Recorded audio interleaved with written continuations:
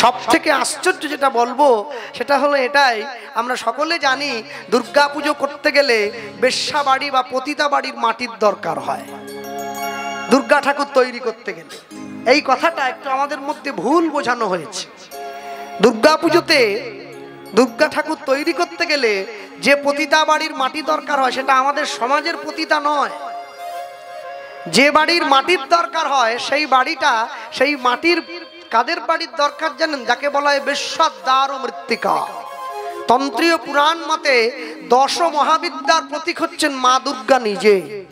এই 10 মহাবিদ্যার প্রতীক যে মা দুর্গা, এই 10 মহাবিদ্যাকে যিনি অর্জন করেছেন তিনি হচ্ছেন বেশ্যা, অর্থাৎ অধিক জ্ঞানযুক্ত রমণী যিনি। তার বাড়ির সামনে থেকে মাটি নিয়ে আসতে হয় মায়ের প্রতিমা গড়বার জন্যে, যে মা হচ্ছে 10 মহাবিদ্যার অধিকারী। আর আমরা সেই জিনিসটাকে সম্পূর্ণ উল্টো করে ধরে নিয়েছি, আমরা পতিতা বাড়ির মাটি নিয়ে চলে আসি। মনে রাখবেন, যদি কোনো কাজ করেন, যদি কোনো কর্ম করেন, কাজ করবেন, কাজের ফল যদি না জানেন, আমি এটা বলছি না যে ফল পাওয়ার জন্য কাজ করুন, কাজটা কেন করছি আমি যদি জেনে না করি তাহলে কিন্তু সেই কাজের বিরূপ প্রতিক্রিয়া আমাকে পেতে হতে পারে।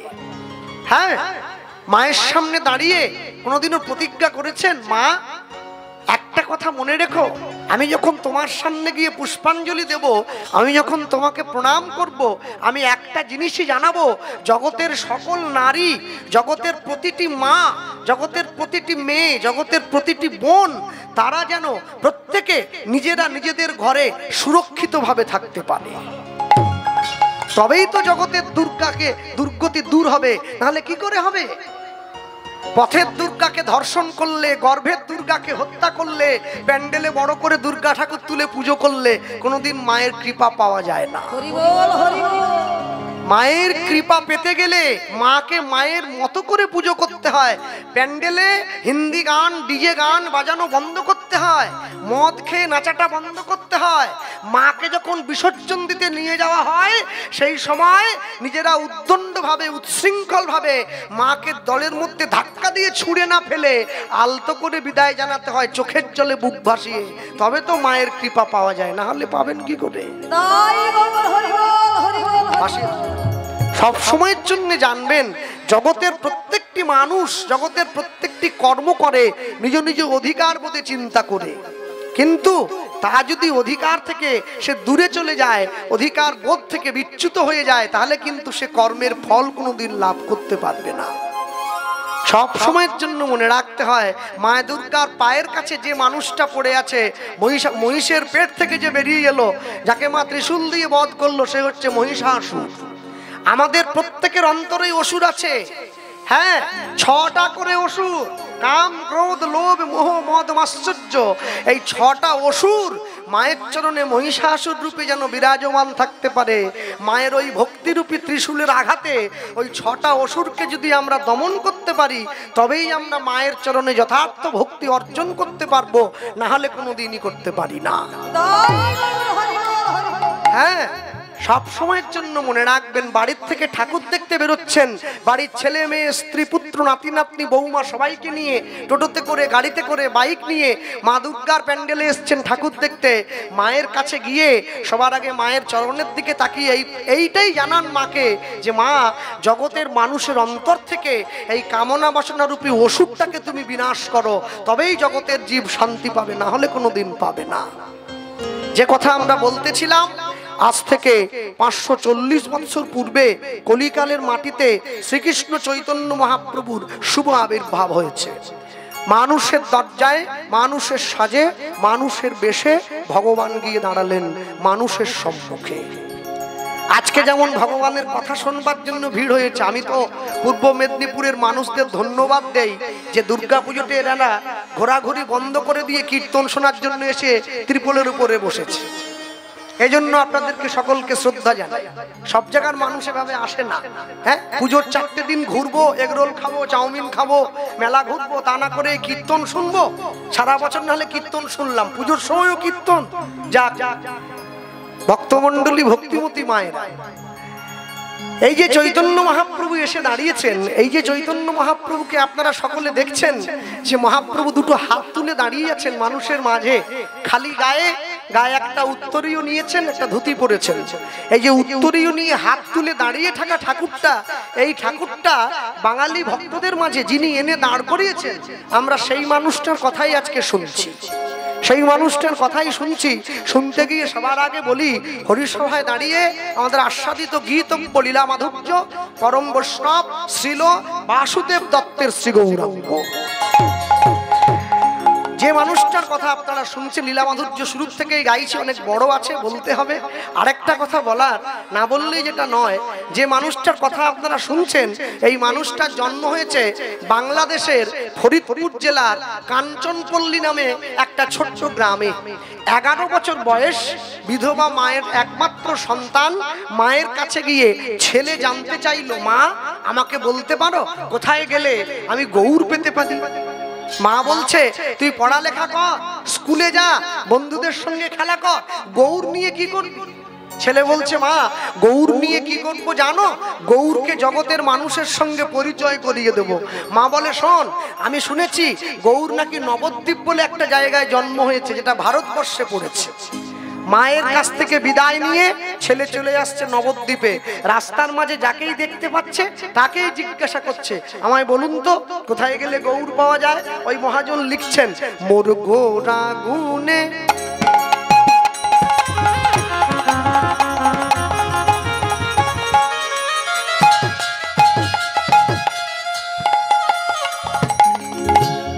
মোর গোরা গুনে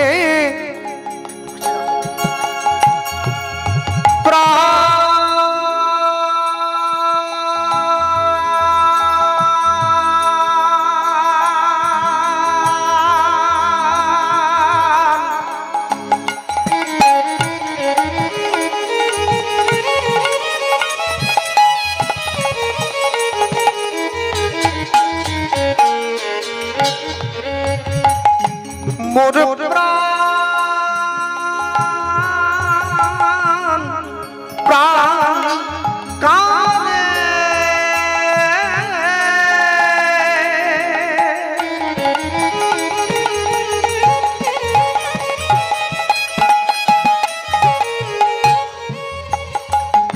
মোর কাঁদে প্রাণ কাঁদে প্রাণ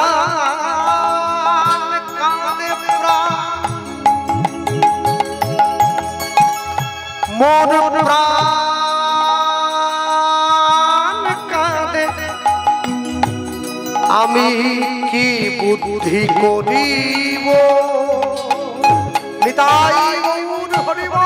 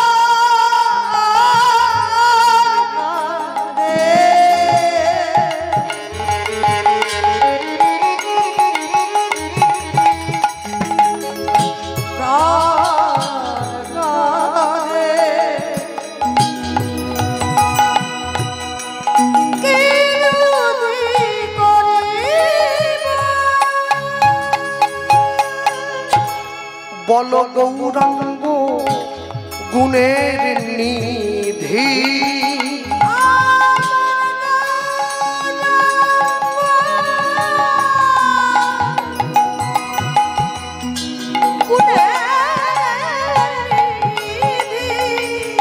বল গৌরাঙ্গ গুণের নিধি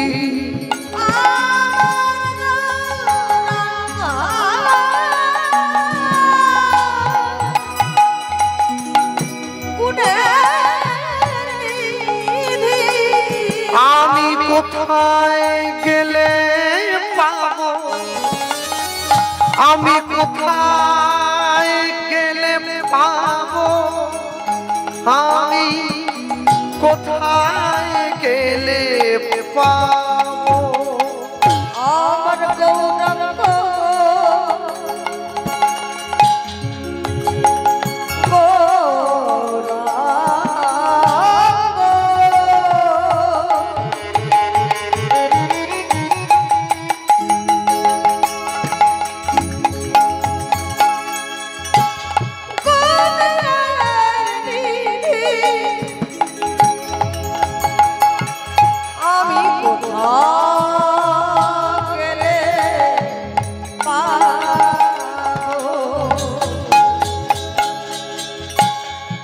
কারো বাড়িতে যদি ভুসিমালের জিনিস শেষ হয়ে যায়, তাকে ভুসিমাল দোকানে যেতে হয়। সবজির দোকানে গেলে ভুসিমাল জিনিস পাওয়া যায় না। যদি বাড়িতে টিভিতে ছবি না আসে, টিভির মিস্ত্রি ডাকতে হয়। কলের মিস্ত্রি ডাকলে টিভিতে ছবি আসে না। কেউ যদি ভগবানের সঙ্গে সাক্ষাৎ করতে চায়, ভগবানের সঙ্গে যোগাযোগ করতে চায়, তাকে ভক্তের কাছে যেতে হয়। অভক্তের কাছে গেলে কোনোদিন ভগবানের সঙ্গে যোগাযোগ করা যায় না। আমি কোথা গেলে পাবো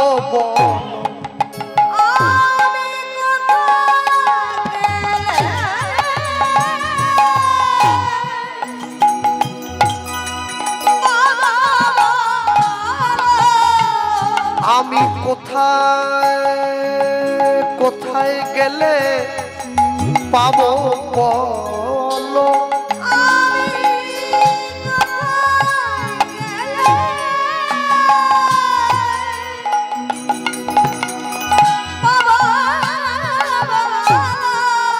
আমার মন বড় ব্যাকুল হইল,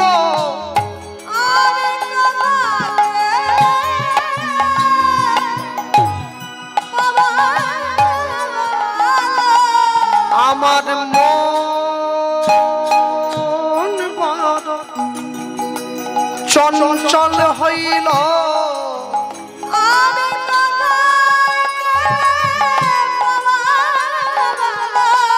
শুধু মোর দুই নয়নে আসে জল,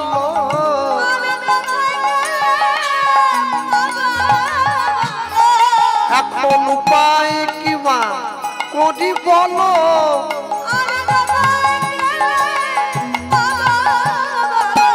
এখন উপায় কিবা করিব বলো?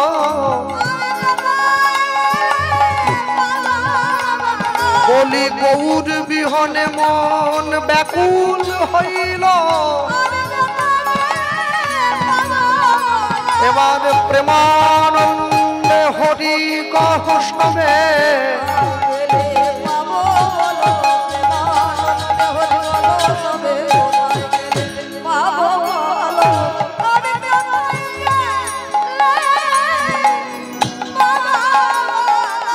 বল গৌরাঙ্গ গুণের নিধি আমি কোথায় গেলে পাবো?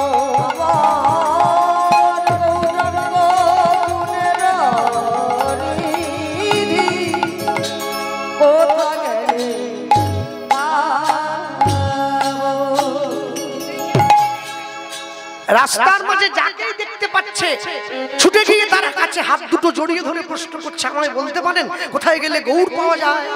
এই যে কে কে কে দেখেছে কোথায় গেলে গৌর পেতে পারি? কে দেখবে? আমায় কে বলবে?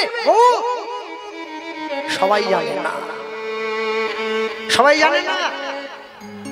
আপনাদের গ্রামের নামটা কি জানো? এই গ্রামের নাম হাঁসগেড়িয়া। হ্যাঁ, হাঁসগেড়িয়ায় কোথায় কোথায় মদের দোকান আছে এটা সবাই জানে, কিন্তু হাঁসগেড়িয়ায় কারা কারা ভক্ত হয়েছে এটা সবাই জানে না। আপনি যাকে তাকে বললে গৌরের কথা বলছেন, আপনি চাইলেই হয় নাকি? জগতে চাওয়ার একটা সীমা থাকতে হয়। একে একবার জিজ্ঞাসা করছে, ওকে একবার জিজ্ঞাসা করছে, এ বলে জানি না, ও বলে চিনিনি, ও বলে নামই শুনিনি কোনোদিন। কে গৌর? আরে যাদেরকে জিজ্ঞাসা করছে এরা কেউ ভক্ত নয়, এরা সবাই তো অভক্ত, জানবে কি করে? ভাবছো বসে চলবে কিসে? তুমি ভাববার কে? তোমার ভাবনা যিনি ভাবছেন তুমি ভাবো তাকে। আমি নিজের জন্য যতটুকু ভাবি, এই ভাবনার 10 ভাগের 1 ভাগ যদি ভগবানের জন্য ভাবতাম, তাহলে ঈশ্বর আমার ঘরের দরজায় দাঁড়িয়ে থাকতো। কিন্তু আমি ভাবি না। কবে ভাববো? আজ কাল পরশু করে আমার গোনা দিন তো চলে যাচ্ছে। মনে রাখবেন, পুজো আসবে আসবে আসবে, এটাই আনন্দ। পুজো এসে যাওয়া মানে শেষ হয়ে গেল, আবার 1 বছরের অপেক্ষা। তাহলে মানুষ বাঁচবে বাঁচবে বাঁচবে, এটাই অপেক্ষার। ঝট করে মরণ এসে টেনে নিয়ে চলে গেল, জীবন শেষ। সব সময়ের জন্য মনে রাখতে হয়, ভক্তমণ্ডলী ভক্তিমতী মায়েরা এত এত মানুষকে জিজ্ঞাসা করছে, এ বলে জানি না, ও বলে চিনি না, ও বলে নামে শুনিনি কোনোদিন। এই প্রশ্ন করতে করতে বাংলায় একটা কথা আছে, যে খাবে চিনি তাকে যোগায় চিন্তা। এমন সময় এক ভক্তের কাছে গিয়ে জিজ্ঞাসা করছে, আচ্ছা আমায় বলতে পারেন কোথায় গেলে গৌর পাওয়া যাবে? এই কে রে? ওকে কাছে ডেকেছে, কি নাম তো? আগে আগে আমার নাম বাসুদেব দত্ত। বাসুদেব দত্ত, এইরকম লোকের নাম তো এ গ্রামে আগে শুনিনি। কোথায় থাকিস রে? আমার বাড়ি বাংলাদেশ। তো বাংলাদেশ থেকে বাবা এই দেশে কি মনে করে? ওই যে বললাম তো, গৌর খোঁজার জন্য এসেছি। আচ্ছা শোন, আমি তোকে গৌরের ঠিকানা বলে দিতে পারি। এই যে মাটির রাস্তাটা দেখছিস, এই মাটির রাস্তাটা দিয়ে, এই মেঠো পথটা দিয়ে সোজা চলে যাবি। একটা গ্রাম পড়বে রে, যে গ্রামের পাশ দিয়ে গঙ্গা বয়ে গেছে, ওই গ্রামটার নাম নবদ্বীপ। ওই গ্রামে তো, ওই গ্রামেই গৌরের জন্ম হয়েছে। কি বললেন? যে গ্রামের পাশ দিয়ে গঙ্গা বয়ে গেছে সেটাই নবদ্বীপ, তাই নাকি? হ্যাঁ, তাহলে তো সে তো ওই হলদিয়াতে কি মঞ্জুশ্রী না কি একটা আছে, ওর পাশ দিয়েও তো গঙ্গা বয়ে গেছে। তাহলে ওটা কি নবদ্বীপ? বলে না, ওটা নবদ্বীপ নয়। তাহলে নবদ্বীপ বলে বুঝবো কি করে? শোন, যে গ্রামের মানুষ সদা সর্বদা মুখে গৌরের নাম গায়, সেই গ্রামটার নাম নবদ্বীপ। এই এতক্ষণে পরিষ্কার হয়েছে যেটা আপনি বলছেন। আচ্ছা, সেই গ্রামে না হলে গেলাম, কিন্তু গ্রামে গিয়ে গৌরকে খুঁজে পাবো কোথায়, ওটাও বলে দিতে হবে। তো বলবেন না, আপনি টাকা দিচ্ছেন, টাকাটা কি করে ভাগটা পুরো শিখিয়ে দেন একটু। আচ্ছা শোন, তোকে যে গ্রামে যেতে বলছি, নবদ্বীপে গিয়ে তোর যাকে ভালো লাগবে তুই তাকে গিয়ে তার পা দুটো জড়িয়ে ধরিস, সেই তোকে গৌর দিয়ে দেবে। কাকে জড়িয়ে ধরবো? ওই যে যাকে দেখিলে মুখে আসে কৃষ্ণ নাম, জানিবে সেই বৈষ্ণব, তাকে করিবে প্রণাম। হরি বল, হরি বল। মুচি হয়ে সূচি হয় যদি কৃষ্ণ ভজে, সূচি হয়ে মুচি হয় যদি কৃষ্ণ ত্যাজে। যে কৃষ্ণ নাম করে তার কোনো বিচার হয় না, তুই গিয়ে তার পা দুটো জড়িয়ে ধরবি। আর শোন, যতক্ষণ পর্যন্ত সে তোকে কৃপা না করবে তার পাটা বুঝি ছাড়িস? কৃপা মানে কিন্তু করে পাওয়া, আদায় করে নিতে হয়, সহজে কেউ দেয় না। ছেলেটা ভক্তকে প্রণাম করে বেরিয়ে চলে যাচ্ছে, হাঁটতে হাঁটতে পতিত পাবনী মা গঙ্গাকে নবদ্বীপের মাটিতে এসে মাকে প্রণাম করেছে। মা, আমি এসেছি। এই ছোট ছোট ছেলে মেয়েরা এই মেলাঘাটে ঘুরে একটা জিনিস কেনে, ওই যে বেলুনগুলো, ওটা দেখে আমার একটা জিনিস মনে পড়ে। ওই দেখুন কিনেছে, মাছের মতো দেখতে, এরোপ্লেনের মতো দেখতে, কত সুন্দর বেলুন। হ্যাঁ, আচ্ছা বেলুন থেকে হাওয়াটা বেরিয়ে গেলে কি ওটা সুন্দর থাকে? এই যে ঘুরছেন, বসে আছেন না, এই যে দেখছেন, এটাও একটা বেলুনেরই মতো আর কি। হ্যাঁ, তফাৎ কি? একটু লম্বা কোনো বেলুন, একটু কোনোটা বেঠে বেলুন, একটু কোনোটা ফর্সা বেলুন, একটু কোনোটা কালো বেলুন। হাওয়া বেরিয়ে গেলে ওর মতোই দশা হবে, চুপসে পড়বে। তারপরে চারজনে কাঁধে করে নিয়ে চলে যাবে, বেলুনে হাওয়া নেই, হাওয়া বেরিয়ে গেছে। তাই বেলুন যখন কিনবেন মনে রাখবেন, বেলুনের হাওয়াটা নিজের ইচ্ছায় বের করে দিচ্ছেন। আমাদের অন্তরে যে আত্মারূপী হাওয়াটা আছে না, এটা নিজের ইচ্ছায় নয়, কারো না কারো ইচ্ছায় একদিন বেরিয়ে চলে যাবে, সেদিনকে আর কিছুই করার থাকে না। ভক্তমণ্ডলী মায়েরা এক পা দুপা করে নবদ্বীপে এসে ছেলেটা পতিত পাবনী মা গঙ্গাকে প্রণাম করে মায়ের গঙ্গার পাড়ে বসে আছে। ওমা, তুমি একটা কাউকে এমন পাঠিয়ে দাও যে আমাকে গৌরের ঠিকানাটা বলে দিতে পারবে। তাই হ্যাঁ হ্যাঁ বসে আছে। সকাল হয়ে গেছে, নবদ্বীপের মানুষ তো গঙ্গা স্নানের জন্য একেবারে সচেষ্ট হয়ে আছে। আমার গুরু বাড়িও নবদ্বীপ। আমার গুরুমা সারা বছর গঙ্গা স্নান করে, শীত গ্রীষ্ম বর্ষা গঙ্গায় গিয়ে ডুবে আসে। তো গঙ্গার পাড়ে বসে আছে, আর ওই যে গঙ্গার পাড়ে বসে আছে, ওই সময় দেখছে একটা বাবাজি মাথা নেড়া, মাথায় একটা শিখা আছে, ডোর কৌপিন বহির্বাস পরা আছে, হাতে কমণ্ডুল, গঙ্গার চান করার জন্য আসছে। ছেলেটা দেখেই চিনে নিয়েছে ওই বাবাজির পায়ে গিয়ে ধরবো। কেন? এলআইসি করতে গেলে যেমন এজেন্ট ধরতে হয়, ভগবান পেতে গেলে তেমনি ভক্ত ধরতে হয়। ভক্ত আপনাকে ঠিক বলে দেবে ভগবান কোথায় আছে। হ্যাঁ, গাছে আড়ালে লুকিয়ে বসে আছে, যেই বাবাজি কাছে আসবে ও তো ঠিক করে নিয়েছে, একবারে ছুটে গিয়ে। হ্যাঁ, আর ওইদিকে বাবাজি বলতে বলতেই তো আসছে, তাদের ডাকলে নাকি পাওয়া যায়। ও বসে আছে লুকিয়ে, শুনছে বাবাজি যেন কি একটা বলছে, তাদের ডাকলে নাকি পাওয়া যায়, শুনেছি কানে। নিতাই গৌর হরি বল।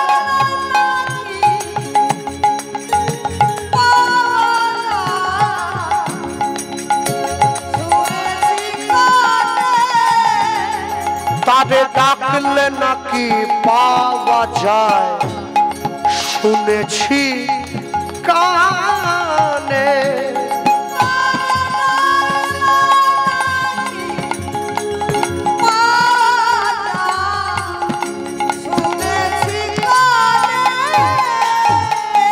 বলি তিনি নাকি,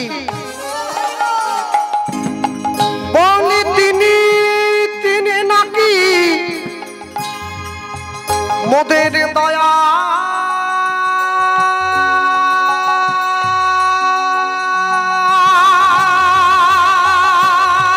গৌর, এবার দয়া করেন তিনজনে।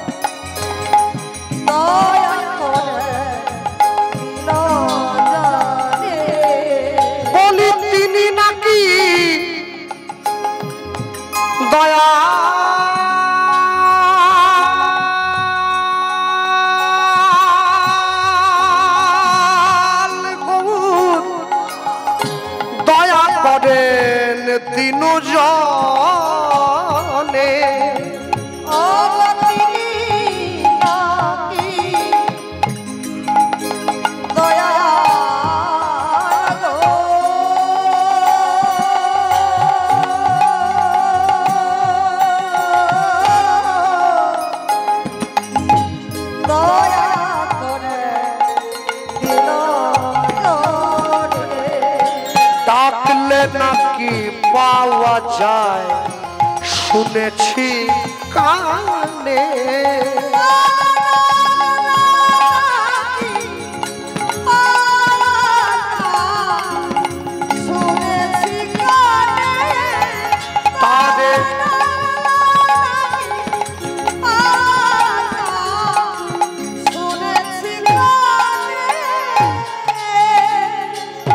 বাবাজি এক পা দুপা করে কাছে এগিয়ে আসছে, তাদের ডাকলে নাকি পাওয়া যায়, শুনেছি কানে। এলো, এসে পড়েছে, এই তো সামনে, সামনে এগিয়ে পায়ে পড়লো। এই কে রে? এই দেখো দেখো দেখো দেখো, পড়ে যেতাম, এক্ষুনি পড়ে যেতাম, পায়ে পড়ে গেছে। হ্যাঁ হ্যাঁ, না বলে তো পায়ে পড়ে। হ্যাঁ দেখেছো, আমি বয়স্ক মানুষ, হ্যাঁ একটা 70-80 বছর বয়স্ক লোক, তার পায়ে গিয়ে পিছন থেকে একটা বাচ্চা ছেলে জড়িয়ে ধরলো, আরেকটু হলে পড়ে যাচ্ছিলাম, সামাল দিয়ে নিয়েছি।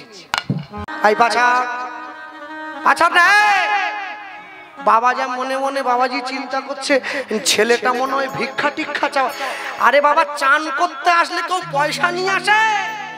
গঙ্গাতে ডুবে চান করতে গেলে পয়সা তো কোচর থেকে বেরিয়ে চলে গেলেও যেতে পারে। পাচার পাচার, আমি চান করে ঘরে যাই, তারপরে পয়সা এনে দিচ্ছি। অনেক করে বলার পর যখন ছেলেটা কোনো মতেই পা ছাড়ছে না, এইবারই বাবাজি রাগান্বিত হয়ে বলে উঠলো,